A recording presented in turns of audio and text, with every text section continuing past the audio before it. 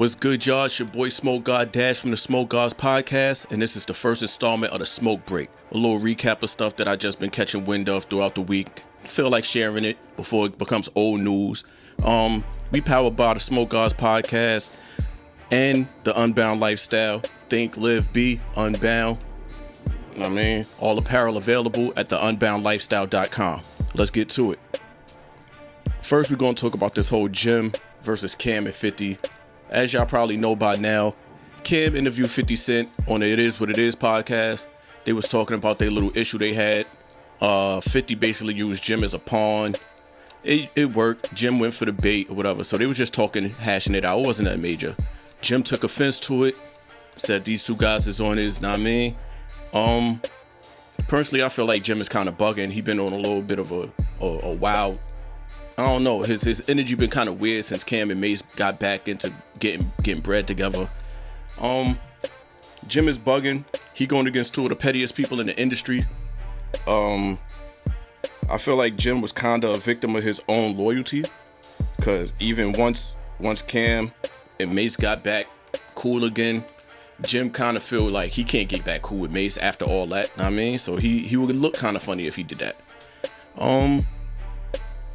It was funny. It was comedy. I just hope it don't get further than where it need to be. Let's keep it music. It was in the past anyway, so for Jim to still have crazy feelings about it is bananas. Megan Thee Stallion. She gets a restraining order on Tory Lanez, who's already in jail, which is kind of crazy. The restraining order's for 5 years. I think it expires a year after Tory gets out. I feel like you dragging Meg. Just off the fact that he locked up, how you really feel like you unsafe. But on the other hand, when he get home, she probably just gonna renew the restraining order anyways. But she kind of dragging it. Her music ain't really been hitting like that. I feel like the Tory Lanez situation is the only thing that's keeping her name kind of relevant. So there's that. Before I even forget, the fires in Los Angeles. Thoughts and prayers to everybody that's losing property, losing family members, all types of stuff. It's bad out there. My thoughts and prayers to all of y'all. Speaking of the West, in LA, Joey Badass sends shots at the West Coast. I guess it's a response to the whole Kendrick. Everybody's feeling Kendrick's wave. His run is going crazy since 2024. So Joey Badass basically put on for New York. He used the Jay-Z line, too much West Coast dick licking pause. Two artists actually responded from the West, one being Daylight, and he did a song that was basically paying homage to New York, but it was kind of a warning to Joey Badass, like, yo, I got a whole lot of love for New York, a lot of respect for New York, but don't get stupid, Joey. Like, it could be bad for you. So Daylight basically, it was a warning shot. He was spitting bars. It was a warning shot pretty much. On the other hand, Ray Vaughn from TDE sent a shot, and he wasn't playing.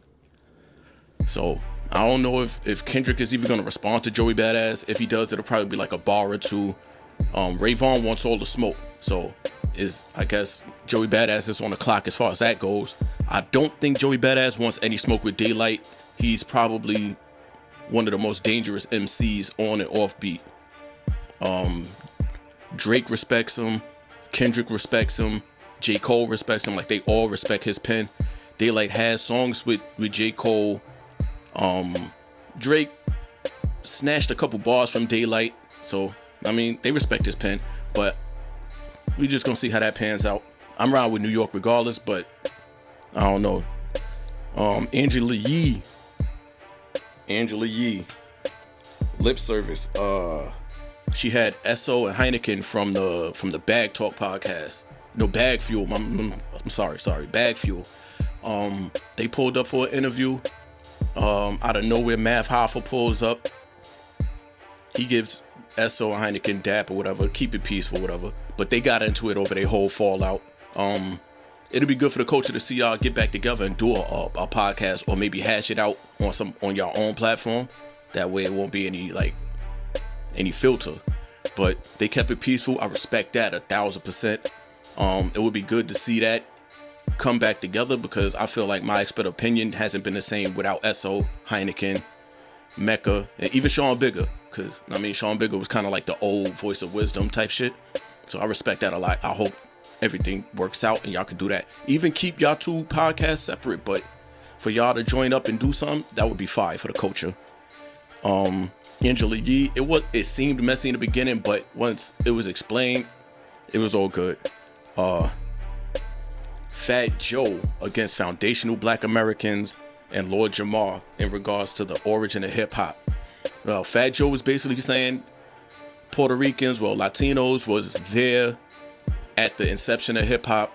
Lord Jamar is saying, nah, it's only black people that started it and they jumped on or whatever.